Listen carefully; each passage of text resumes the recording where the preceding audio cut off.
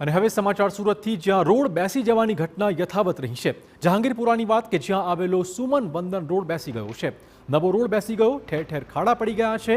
ઘટનાની જાણ થતાં જ કોર્પોરેશનની ટીમ ઘટનાસ્થળે પહોંચી હતી। રોડ તોડીને ફરીવાર સમારકામ કરવાનું કામ શરૂ કરાયું છે। પહેલા વરસાદમાં સુરતની સ્થિતિ ખરાબ થઈ ગઈ છે।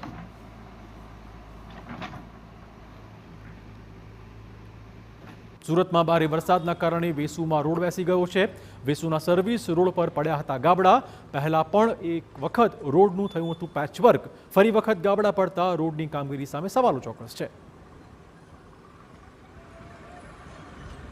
બીજી બાજુ કામરેજના બાપા સીતારામ ચોકથી પટેલ પાર્ક જતો રસ્તો બેસી પડ્યો છે। શરૂઆતમાં ભૂવો પડ્યા બાદ બેસી ગયો 50 મીટર જેટલો રસ્તો। જોખમી રીતે રસ્તો પસાર કરવા વાહન ચાલકો મજબૂર। તંત્રના કોઈ અધિકારી કે પદાધિકારીઓ ડોકાયા ન હોવાના આક્ષેપો હતા। વિસ્તારમાં ડ્રેનેજ લાઇનની કામગીરી બાદ યોગ્ય પુરાણ ન થયાનો પણ સ્થાનિકોએ આરોપ મૂક્યો છે।